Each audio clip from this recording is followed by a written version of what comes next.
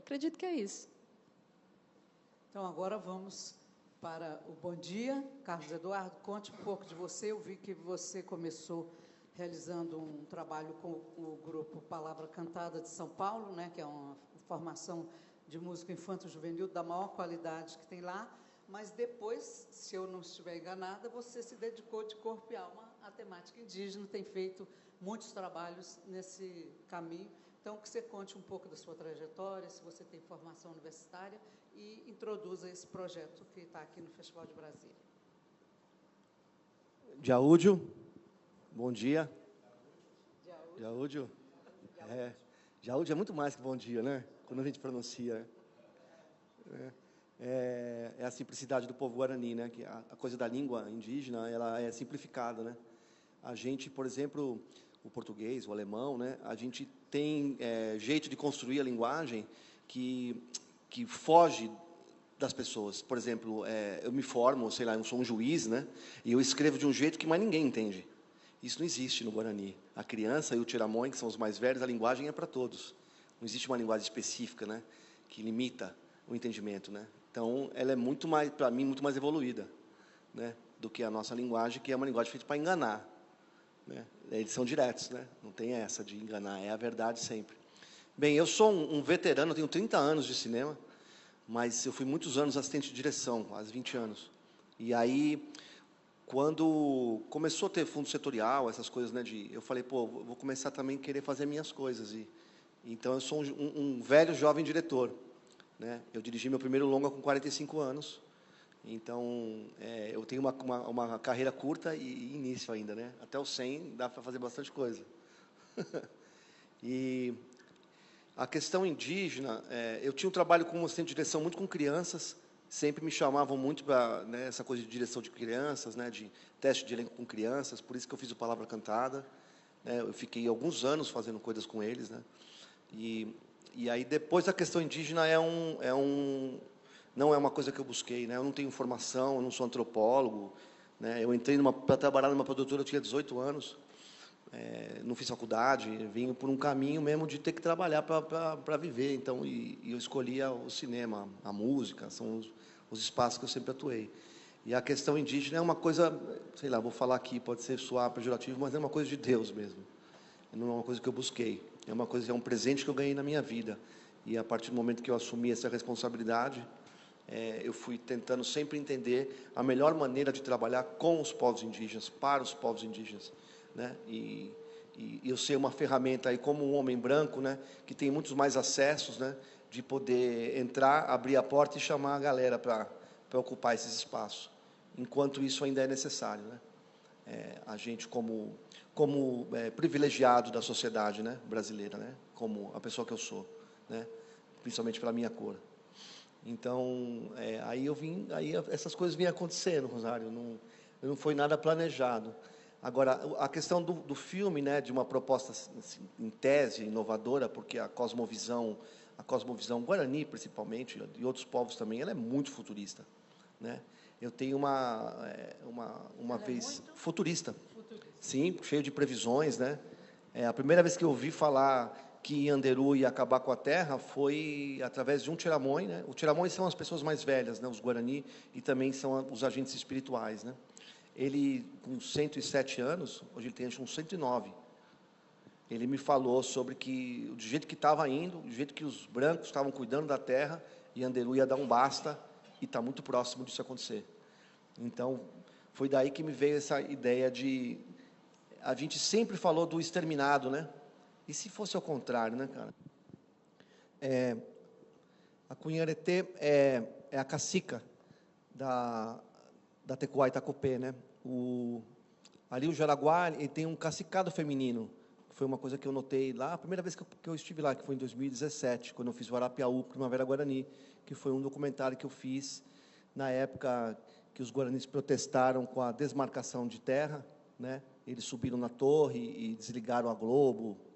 E aí eu fiz um filme na época, foi quando eu tive contato ali. E a família da Cunharetê foi a família que mais me aproximou, né? E eu vim construindo com eles uma aproximação de amizade, não necessariamente só de trabalho ou de algum interesse envolvido, de amigos mesmo. E com os filhos dela, né? com as filhas, né? A Chapin, que é a atriz final, é filha dela, né? E aí quando eu levei o roteiro, fiz uma leitura de roteiro na UPAN, né? Que é a casa de reza, junto com o Tiramon, com todo mundo, né? E aí, quando eu terminei de ler, ela perguntou, você que vai dirigir? Aí eu falei, não, você. Ela falou, mas eu nunca dirigi. Eu falei, nossa, melhor ainda, né? Que vai vir com... E assim, gente, quem administra uma aldeia, não fazer um filme, é muito simples, né? A gente que mitifica, né? Essa coisa do cinema, que tem que ser, sei lá, alguém específico, isso aí é a prova maior. E aí eu até, tomando esse cuidado, porque, né? Eu fiz a gente fez um segundo projeto dentro do filme, que é um documentário, por trás das câmeras. Depois eu vou distribuir para vocês, e aí tem um link aqui, que você assiste o documentário. E o documentário é muito divertido. Mostra muito o clima que a gente fez o filme, assim, um clima muito tranquilo, e acho que foi quando a Cunhã, realmente pegou o filme, isso tem no documentário, e assim, eu sou excluído praticamente, assim, ela entrou assim, então as cenas mesmo ali dentro da aldeia foram todas dirigidas por ela, né? A minha função era dar o clima do que eu entendia que o filme tinha, a mensagem que ele tinha que passar, mas a coisa de pontuação mesmo, de ator, assim, foi um negócio impressionante, como ela... E assim, eu lembro que quando a gente fez a cena, quando os três chegam, né, com a planta, tudo, com o CAA, né, que é a erva mate, aí quando terminou de filmar, ela olhou para mim e falou, eu nasci para isso, né? Aí eu falei, então essa confiança de cacique que o diretor tem que ter, né? Então foi muito fácil a minha interação com ela. A gente fez muitos ensaios, e a coisa do tempo, né? Eu venho de cinema sofrido, né, gente? Madrugada, e montagem, sempre aquele sofrimento, e diretores, como eu fui assistente de direção há muito tempo, foi 40 takes, 50 takes, eu queria morrer com isso, eu não quero isso na minha vida mais. Então, esse é um filme de quase 2 takes, né? As filmagens foram muito curtas, né? Eu lembro a cena, é muito bonito isso, a cena do cerimonial, né? O Emongaraí, que chama. Eu falei, olha, quanto tempo dura essas velas acesas? Aí me falaram, ó, entre 12 e 15 minutos. Falei, esse vai ser o tempo do nosso trabalho. Eu não vou acender as velas de novo. Então, a gente tem que se concentrar e a gente tem que fazer essa cena enquanto a luz durar, né? Então, e aí é um take, né? Então, eu acho que isso veio muito desse entendimento da consciência de que o mundo e o pensamento indígena, ele não é um degrau, escadas, ele é circular, ele é espiral, né? E isso, para a gente, que foi criado de maneira cartesiana, é muito difícil entender, né? Na verdade, a gente não vai entender, né? E o que dá para fazer é a gente se aliar, né? E deixar se levar, né? Por esse entendimento de mundo entre que a gente não é protagonista, né? O protagonismo é a natureza, né? É a luz, é a vela acesa, né? É o espírito, e não necessariamente o que a gente está aqui nesse mundo, se isso aqui é a realidade ou não, né? Então, eu tentei passar isso para o filme, né? Essa ideia de que existe uma magia, né? E que nós temos boas notícias, apesar de tudo, né? Eu creio que apesar de no filme termos a extinção do povo branco, dos não indígenas do mundo, o filme termina com uma boa notícia. E isso, sei lá, pega na gente, né? Pelo menos eu percebo isso no público e nas pessoas, né, não indígenas, que, por exemplo, quando aparece lá, né, essa língua é extinta, né? A gente provar um pouco desse veneno, né? Que está sempre sucumbido aos povos indígenas, aos Guarani, que estão em processo de extinção há 424 anos, 524 anos. A gente sentir isso na pele, que para a gente não vai acontecer nada, né? A gente é a maioria, né? Então, essa é a reflexão e toda a aproximação que eu tive de montar uma equipe, né? O figurino, a arte, tudo são pessoas da aldeia, não são profissionais do cinema, né? Tido como profissionais. Para mim, são profissionais da arte. Um Guarani, desde criança, ele canta, ele dança. Ele não tem essa desassociação, né? Eu faço isso dentro de uma caixinha quadrada e não sei fazer mais nada. Então, ele é múltiplo, né? Então, eu acho ele muito mais preparado para enfrentar um cataclisma do que nós. A gente não aguenta um dia sem luz, né, cara? Então, acho que entregar a direção para ela fez o filme ganhar essa luz, essa autenticidade, assim, né? Eu gostaria muito que ela estivesse aqui, muito mesmo. Ela está dando um show aqui, vocês iam estar loucos com ela. Mas ela vai estar... O filme passa agora num festival chamado Empoderadas, lá em São Paulo, Mostra das Mulheres Empoderadas. Eu acho tão legal isso, o meu nome nem está no flyer. Tiraram o meu nome, só está ela, aí pediram uma foto só dela, né? Eu acho isso o máximo, cara. Isso, para mim, esse é o meu trabalho, Esse é o meu trabalho. Mas tu já comentou, a Maria do Rosário perguntou. E queria trazer um pouco da Patrícia Tapajoara também, como é que foi o teu trabalho com ela. Priscila, ela assina a direção de foto, né? Como é que foi essa construção de imagens? Ela vem de outro povo, como é que foi esse diálogo também com a comunidade Guarani? E também com a Joana Ticuna, né, que faz o som no final, como é que foi essa conexão entre as mulheres ali na narrativa do filme. E também queria que tu falasse um pouquinho mais da ideia desse roteiro, como é que foi a construção de trazer esse futurismo guarani, da criação das cenas, né? Queria que tu trouxesse um pouquinho mais, junto também com a questão da montagem, né? Como é que foi também o envolvimento da comunidade no processo de montagem do curta, e também a recepção na própria aldeia do Jaraguá, né? Se já teve exibição, se ainda vai ter. Queria que tu trouxesse um pouquinho mais, destacando o papel da direção de fotografia. E para o outro filme, eu queria perguntar para o ator também um pouquinho mais sobre a construção do personagem dele, o processo de preparação, como é que foi. É isso. Obrigada. Muito bom. Alô? Bem, a Priscila é minha companheira de trabalho desde 2017. Né? Ela era uma garota que foi estudar cinema. Ela é da região do Tapajós, né, de Santarém, como a nossa querida amiga ali também do Pará, ali, a Lorena, esse povo do Pará aí, maravilhoso. E aí eu a conheci, cara, muito louco, porque o Arapiaú teve um momento lá, quando no filme, né, conta a história dessa subida na torre, veio a polícia, aquele helicóptero, e aí eu estava filmando e eu vi uma menina filmando do outro lado, meio contraplano.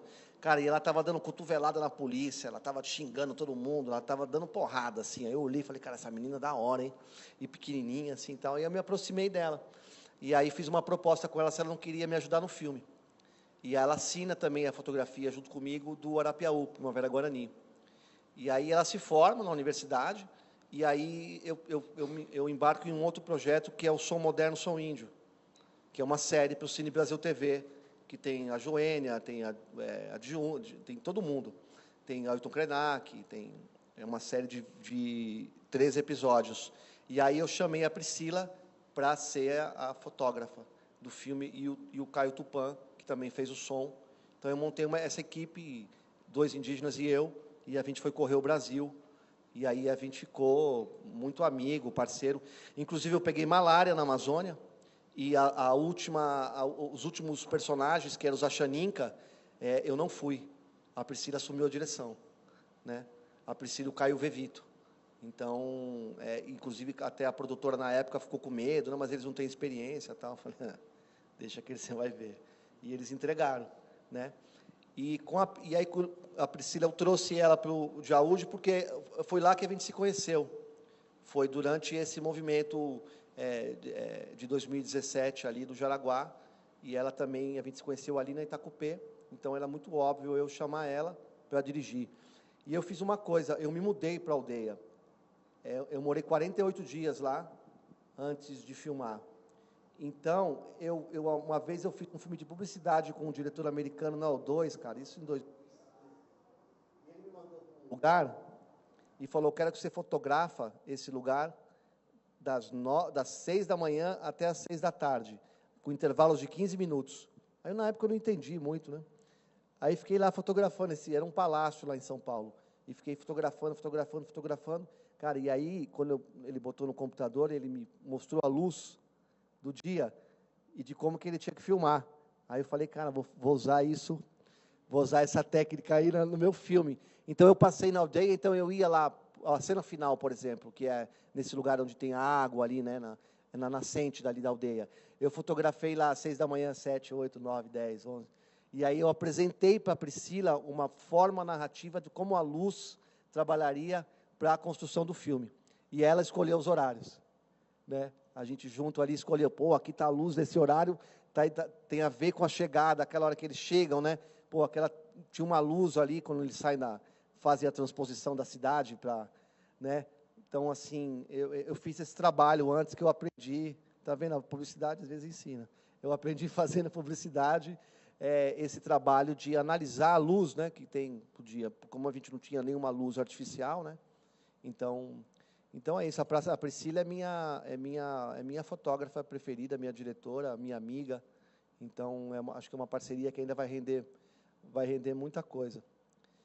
Nós foram tantas perguntas, né? Ela fez mais perguntas.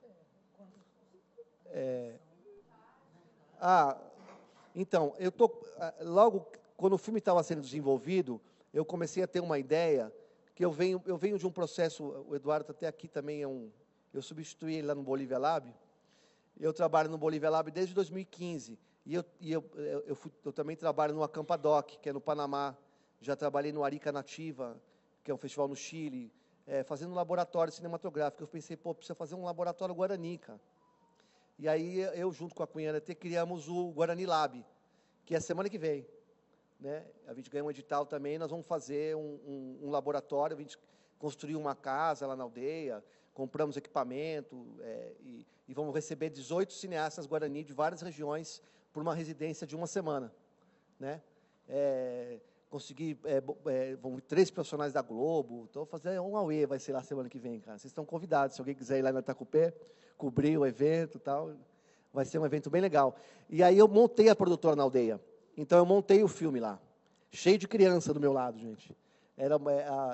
Ficava aquela criançada e eu montei nesse astral, né? Então, eu não sei, mas foi muito rápido. Como a filmagem foi rápida, a montagem também foi assim, foi uma coisa assim, o filme ficou pronto, assim. Tanto que o filme tem 1 ano que eu filmei, né? A gente terminou em 6 meses, né? Não tinha muito. Então, eu acho que tudo isso faz parte dessa construção, né? Você fazer lá, tá lá todo dia, então, assim, o negócio está fluindo. Era mais uma coisa na aldeia. Tinha o problema da água, tem o milho que tem que plantar, e o Carlos está fazendo um filme ali. Não era prioridade, era mais uma coisa daquele movimento da aldeia. Então, isso acaba facilitando a vida, né? Você tira aquele peso também que você achar que você está fazendo uma coisa muito importante, mais importante do que o roçado. Né? A gente, cineasta, tem essa tendência, os artistas, né? Achar que a gente está fazendo a coisa mais importante do mundo. Né? E quando você leva para fazer junto ao povo, né, sanrinês, né? Quando você, né, fazer com o povo, né, cara? Então, o negócio fluiu ali e caiu agora nisso no Guarani Lab, que a gente vai fazer agora, né? Essa ideia de desenvolvimento de cinema indígena feito por eles, né? Vai ser falado em Guarani, né? É uma ideia. Tinha mais uma pergunta? Sim, sim. Cara, o Arapiaú teve assim, a gente lembra que ele foi para Tiradentes, teve um quebra-pau danado, né, foi super atacado, né, cara, e respondia à altura, e é um filme que teve muito conflito, aí chegou na aldeia, tinha uns juruá lá querendo me prender, põe esse cara na cadeia, uma bagunça danada, mas foi bom para o filme ele está até hoje vivo, sabe, até hoje me pedem ele, é um filme que eu acho um case de sucesso, só que eu tive um pouco de conflito com os Guarani, depois resolvido, né, com o tempo. Esse não, esse está indo, ele está surfando no meio Guarani. Então, por exemplo, eu disponibilizei ele para as escolas já, antes dos festivais. Então, ele foi para todas as TECUAs, né, os CIs, antes de ficar pronto. Inclusive, lá de Porto Alegre, também, as 3 escolas de Porto Alegre, ele já passou lá, as professoras já me mandaram fotos. Falou que uma das classes, em um dia, eles viram 3 vezes o filme, os Guarani pequenininho. Foi para os Guarani de Paraty também, então eu tive essa preocupação, e a gente fez exibição na aldeia, né? Antes, depois, está tendo toda hora, exibição já não é meu o negócio, cara. Então, eu acho que esse filme, ele tem mais essa postura de quem realmente é o povo Guarani, né? Porque a participação deles é quase 80% no filme, né? De construção de equipe, né? Então, acho que eu estou fazendo certinho, esse aí está... Mas está precisando de uma polêmica para dar aquela... para dar aquele start, né? um outro futuro, né, possível. Mas eu queria saber um pouco de vocês, na perspectiva de cineastas de Brasília, né, como que pensar esse cinema daqui, uma cidade que foi literalmente construída para ser o centro político do país, de que maneira refletir, e aí, né, eu sei que o filme da Marisa o longa já vai por outros caminhos e tal, mas como que é fazer esse cinema e sentir que essa realidade precisa se impor ou não, ou isso tem que estar sempre em pauta, ou é possível olhar para o lado sem olhar para isso? Eu acho que essa questão do local. E para o Eduardo, só uma pergunta rápida sobre o personagem branco, né, o personagem que morre na história. Eu acho que é muito interessante a escolha por essa construção, por essa linha narrativa dramática interna, para além da maior cosmovisão, ser por esse caminho. E aí, como é que foi que surgiu essa ideia especificamente, né, de ter esse personagem, antes de mais nada, e dele ser o personagem que faz essa, literalmente, passagem? Falar um pouco mais desse personagem, porque eu acho uma escolha muito curiosa ao olhar para esse futuro Guarani, a vontade de fazer essa conexão, né, com esse passado, talvez. Quer que eu fale primeiro?